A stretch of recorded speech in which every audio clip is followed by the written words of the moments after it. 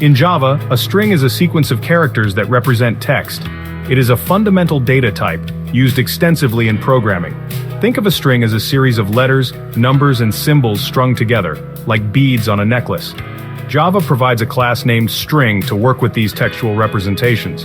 Understanding strings is crucial for any Java programmer, as they are used for everything from storing user input to displaying information on the screen. Strings in Java are immutable, meaning once created, their content cannot be changed. Any operation that seems to modify a string actually creates a new string with the altered content. For example, if you try to change a character within a string, Java will create a new string with the modified character, leaving the original string untouched. This immutability has important implications for memory management and program behavior, ensuring that strings maintain their integrity throughout their lifespan. To use a string in your Java program, you first need to declare it. Declaring a string is like reserving a space in the computer's memory to hold the sequence of characters. You can declare a string variable using the following syntax. Once you've declared a string variable, you can assign it a value.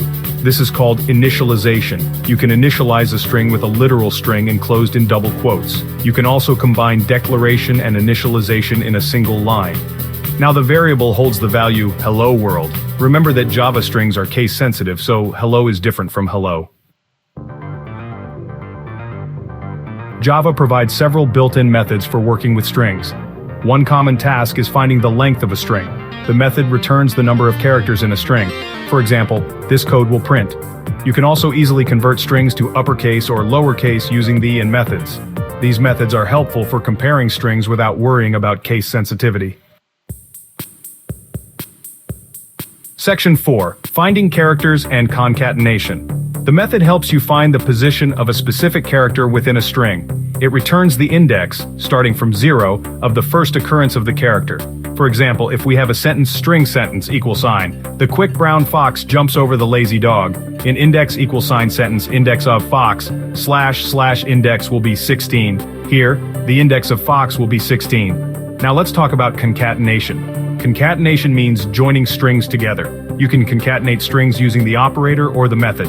For instance, string first name = John, string last name = Doe, string full name = first name ++ last name / full name will be John Doe string, greeting = hello, greeting = greeting.concat, world / greeting will be hello world, so the full name will be John Doe, and the greeting will become hello world.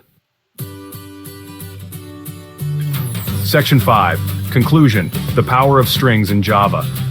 Strings are indispensable in Java programming. They allow us to work with text, manipulate it, and build complex programs that interact with users and process information. We've barely scratched the surface of what you can do with strings in Java. Explore the Java documentation to discover more methods and unlock the full potential of string manipulation. As you delve deeper, you'll find that mastering strings is essential for creating dynamic and engaging Java applications. If you found this tutorial helpful, don't forget to like, share, and comment below. Also, hit that subscribe button and turn on the notification bell so you never miss an update.